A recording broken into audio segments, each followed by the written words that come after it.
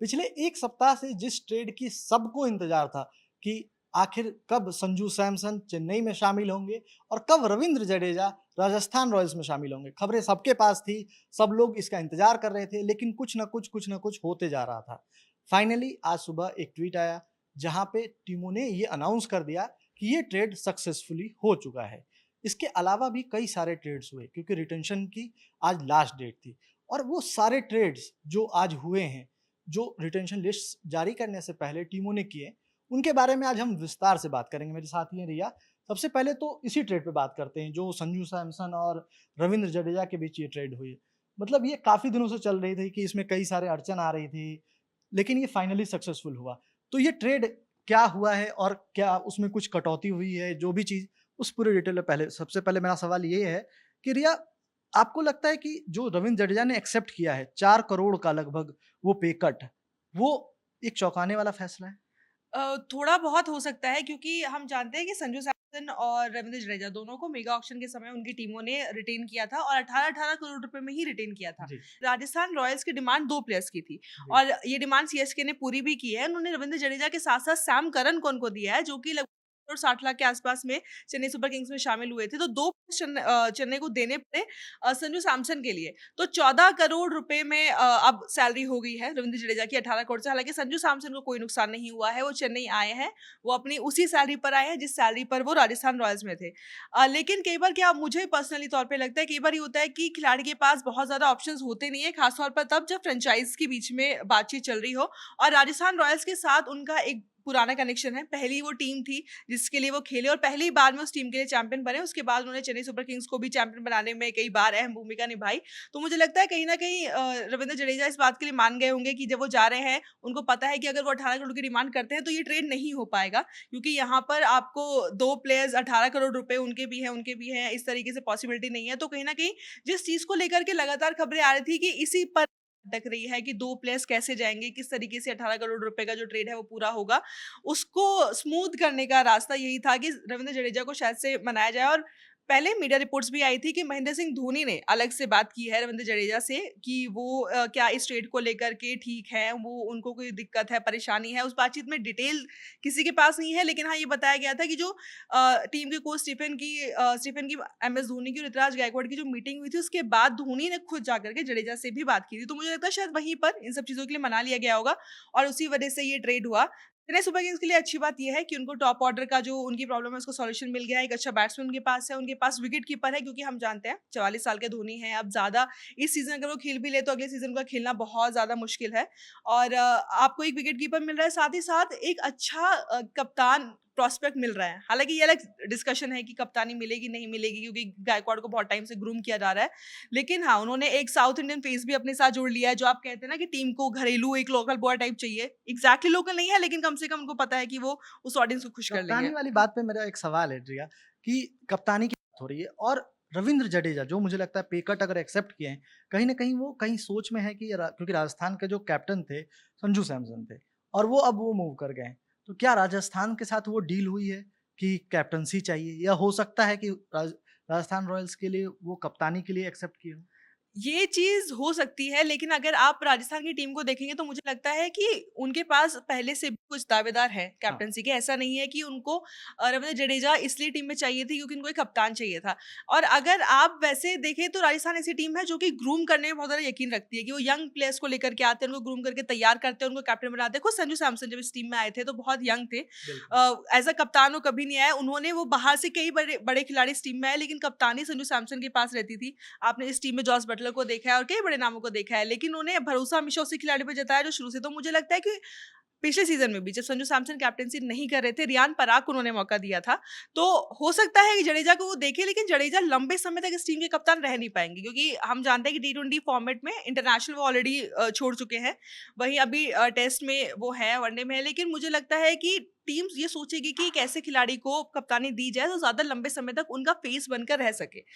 लेकिन जैसा आपने कहा पेच यही है कि वो 4 करोड़ का जो कट है, वो जडेजा ने इतनी आसानी से तो नहीं लिया होगा, कुछ ना कुछ तो वहाँ पर टेबल पे उन्होंने भी अपनी तरफ से शर्त रखी होगी कि मैं ये चीज़ के लिए तैयार हूँ, लेकिन बदले मुझको चाहिए। लेकिन मुझे लगता है ये समय के साथ-साथ धीरे-धीरे चीज़ें सामने आएँगी, जैसे-जैसे आईपीएल का समय सामने पास आएगा, वैसे-वैसे क्लैरिटी मिलती जाएगी कि क्या जडेजा को कप्तानी की वजह से 4 करोड़ रुपए का पे कट मंज़ूर था। 30 लाख रुपए सिर्फ थे राजस्थान रॉयल्स के पर्स में। ऐसे में उनको ये अगर ट्रेड करना था तो 2 प्लेयर्स जो 2.4 करोड़ के पहले सैम करन और 18 करोड़ के रवींद्र जडेजा, दोनों को एक साथ वो नहीं ले सकते थे क्योंकि पैसे भी उनके पास नहीं थे। तो उन्होंने डिसाइड किया कि वो, और मुझे लगता है इसी कारण से जो देरी भी हुई है, वो इसी कारण से हुई है। सारे ट्रेड्स हुए हैं जो इस रिटेंशन लिस्ट आने से पहले हुई हैं। उनके बारे में भी थोड़ी बात करते हैं। जो सबसे मुझे लगता है कि एक प्रोस्पेक्टिव नाम जो हम लोग 2 दिन पहले भी डिस्कस कर रहे थे, मोहम्मद शमी के, जी। जो पिछले सीज़न उनका बहुत अच्छा नहीं रहा था। पिछला सीज़न विकेट 6 विकेट ले पाए, एवरेज भी लगभग 56-57 के आसपास, और इतने महँगे वो दिखते नहीं, इकोनॉमी लगभग 11 के आसपास की। तो वो शमी, और इस बार लेकिन डोमेस्टिक सीज़न में उन्होंने बहुत अच्छा किया है, लेकिन टीम इंडिया में उनको जगह नहीं मिल पाई है। ऐसे में अब लखनऊ सुपर जायंट्स जो एक लोकल बॉय टच शायद ढूँढ रहे थे, उनको वो मिल गया है। तो उस ट्रेड के बारे में बताइए, और जो लखनऊ की माइंडसेट होगी कि एज़ अ स एक पेसर हमें चाहिए, लोकल बॉय चाहिए, दोनों चीज़ों को देखते हुए क्या वो किस तरफ से सोचते हुए शमी के लिए इतना 10 करोड़ रुपए का उन्होंने इन्वेस्टमेंट किया है? मुझे लगता है कि मोहम्मद शमी जैसे आपने बताया कि टीम इंडिया से फिलहाल वो बाहर है और सनराइजर्स हैदराबाद के साथ वो काफ़ी समय तक रहे हैं, लेकिन पिछला सीज़न उनका अच्छा रहा नहीं था। हुँ। और हैदराबाद के पास ये मौका है क्योंकि 10 करोड़ का खिलाड़ी अगर आप रिलीज़ करते हैं या ट्रेड में देते हैं, तो फिर आपके पास मौका है कि आप और अच्छे खिलाड़ियों को अपने साथ जोड़ सकते हैं, जो आपकी टीम के हिसाब से। आप जहाँ अपने होम मैचेस खेलते हैं, उसके हिसाब से एक अच्छा प्रॉस्पेक्ट हो सकते हैं। लखनऊ सुपर जायंट्स शमी को इसलिए चाहते होंगे कि उनको एक अच्छा फास्ट बॉलर चाहिए। हम जानते हैं कि उनके जो फास्ट बॉलर रहे हैं, जिन्होंने एक बार वो आए मायंग ने और एकदम से धमाका मचाया, लेकिन उसके बाद इंजरी के कारण वो लगातार स्ट्रगल करते रहे। तो उनको एक इंडियन अच्छा फास्ट बॉलर शमी के तौर पर दिख रहा होगा, एक्सपीरियंस है उनके पास क्योंकि बहुत टाइम तक सिर्फ टीम इंडिया ही नहीं, वो आईपीएल में बहुत ज़्यादा मैचेस खेल चुके हैं, बहुत अलग-अलग फ्रेंचाइज़ीज़ के लिए खेल चुके हैं क्योंकि गुजरात का वो हिस्सा रहे, फिर हैदराबाद आए और हर टीम ने अच्छा खासा पैसा उन पर हमेशा खर्च किया है, जो बताता है कि शमी की वैल्यू क्या है। आप टीम में एक्सपीरियंस लेके आएँगे और कहीं न कहीं वो यूपी वाला क्योंकि अल्मोड़ा वाला जो उनका टच है, वो सब चीज़ें नज़र आएँगी और यही चाहता होगा लखनऊ सुपर जायंट्स कि वो शमी उनकी टीम में आए, एक तेज़ गेंदबाज के तौर पर, एक अनुभवी तेज़ गेंदबाज के तौर पर और उनके लिए जो चीज़ें हैं शायद क्योंकि लखनऊ का भी परफॉर्मेंस पिछले सीज़न में बहुत अच्छा रहा नहीं था, तो शायद वही सब चीज़ें उन्होंने देखी होगी, उनकी कहाँ कमी रही, उनको क्या-क्या चीज़ें चाहिए। जी, और जो सबसे बड़ी बात है कि जो शमी पिछले खास करके रणजी सीज़न में जब अच्छा परफ़ॉर्म किए थे, तो र जो इवन सौरव गांगुली ने भी उनकी काफ़ी तारीफ़ की थी, और बीच में ये खबरें भी आ रही थी कि दिल्ली कैपिटल्स भी इंटरेस्टेड है शमी में। हालाँकि वो ट्रेड तो कंप्लीट हो गया है, लखनऊ सुपर जायंट्स ने उनको अपनी टीम में शामिल कर लिया है, और वो वहाँ कितना लखनऊ में कारगर साबित होते हैं, वो तो हमें आगे पता चलेगा। लेकिन जो सबसे इम्पोर्टेंट उसके अलावा, जैसे एक तो शार्दुल ठाकुर का हमें पहले से पता था, वो पहले अनाउंस कर दिया था मुंबई इंडियंस ने। मुंबई इंडियंस ने शर्फिन रदरफोर्ड का भी अनाउंसमेंट पहले ही कर दिया था। लेकिन इसके अलावा मुंबई इंडियंस ने एक और ट्रेड किया है, और वो ट्रेड मुंबई इंडियंस ने पैसे के लिए किया है, और वो जैसा हम लोग पहले भी डिस्कस कर रहे थे, क्योंकि पहले ये सुनाई दे रहा था कि हाँ, जो ट्रेड होगा शार्दुल ठाकुर का, तो उसमें अर्जुन तेंदुलकर भी शामिल है। तो उस लिहाज से आपको क्या लगता है कि लखनऊ सुपर जायंट्स में जाने की उनकी मंशा क्या होगी? कि लखनऊ सुपर जायंट्स में मौका ज़्यादा मिलेगा, या क्या सोच कर के उन्होंने लखनऊ सुपर जायंट्स को चूज़ किया? या फिर इस पूरे ट्रेड में लखनऊ को क्या गेन हो रहा है? सबसे पहली बात तो ये है कि आमतौर पर जब इस टाइप के ट्रेड होते हैं उसमें खिलाड़ी क्या चाहता है ये बातें तभी होती है जब खिलाड़ी बहुत बड़ा खिलाड़ी हो यानी कि रविंद्र जडेजा जैसा खिलाड़ी हो। अर्जुन तेंदुलकर हमने देखा है 2021 में वो शामिल हुए थे सबसे पहले मुंबई इंडियंस में, उसके बाद उन्होंने 2023 में डेब्यू किया, लेकिन बहुत कम मौके उनको मिले हैं। कारण यही है कि मुंबई इंडियंस की जो टीम है वो बहुत सेट नजर आती है, वो बहुत फिक्स नजर आती है। आप चाहे ऑलराउंडर के तौर पर देखें, आप चाहे बैट्समैन के तौर पर देखें, आप चाहे फास्ट बॉलर के तौर पर देखें, तो अर्जुन के लिए उस टीम में जगह बनाना वो भी तब जब आपके पास हाई इंटेंसिटी वाले मैचेस हों, क्योंकि आमतौर पर ये होता है कि शुरुआत के मैचेस के बाद आपकी जगह पक्की हो जाती है, फिर आप एक्सपेरिमेंट करने के बारे में सोचने लगते हैं। लेकिन जब आपकी एक सेट टीम है तो उसमें भी अर्जुन तेंदुलकर टीम में जगह बना नहीं पा रहे थे। लखनऊ में उनको कितना मौका मिलेगा ये भी फिलहाल तय है नहीं, क्योंकि अभी ऑक्शन होना है, ऑक्शन के बाद काफ़ी ज़्यादा तस्वीरें साफ होंगी, टीमों के संयोजन जो हैं, क्या कॉम्बिनेशन के हो सकते हैं वो साफ होंगे।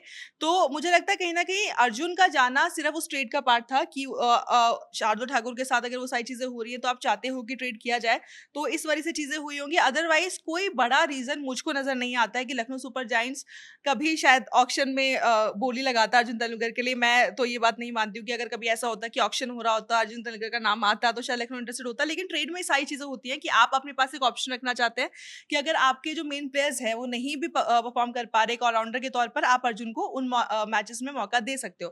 और उसके बदले में शार्दुल ठाकुर का ट्रेड हुआ, तो यही एक मुख्य कारण लगता है मुझको अर्जुन तेंदुलकर के वहाँ जाने का। ओके। रिया, इसके अलावा भी कोई ट्रेड ऐसा हुआ है जिसके बारे में बहुत चर्चा नहीं थी और अचानक से आज नाम सामने आया है?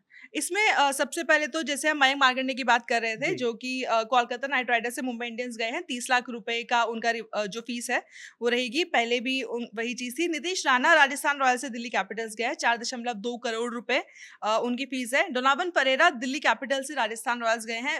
75 लाख पहले उनकी फीस थी और अब 1 करोड़ रुपए की रिवाइज़ फीस में वो गए हैं। तो ये सारे वो ट्रेड थे जो कि तय हो चुके थे। अब रिटेंशन और रिलीज़ लिस्ट आनी है, तो उससे पहले ये नाम तो साफ है, टीमों ने अपने-अपने ब्रैकेट में डाल लिए हैं कि भाई ये है। उसके बाद उनके बजट पर भी असर हुआ है, तो अब बचे हुए बजट रिलीज़ और रिटेंशन के बाद और क्लियर हो जाएगा कि ऑक्शन में कौन-सी टीम कितना बजट लेकर के जा रही है, क्या किसकी स्थिति है और कौन-कौन से प्लेयर के ऊपर वो दाँव लगाएँगे। मुझे लगता है नीतीश राणा जो है एक लोकल बॉय कनेक्शन भी हो सकता है दिल्ली को मिल जाए, क्योंकि जो डोमेस्टिक टीम है उसमें नीतीश राणा दिल्ली से खेलते हैं और अभी हमने देखा था दिल्ली प्रीमियर लीग में उन्होंने बहुत शानदार प्रदर्शन किए थे।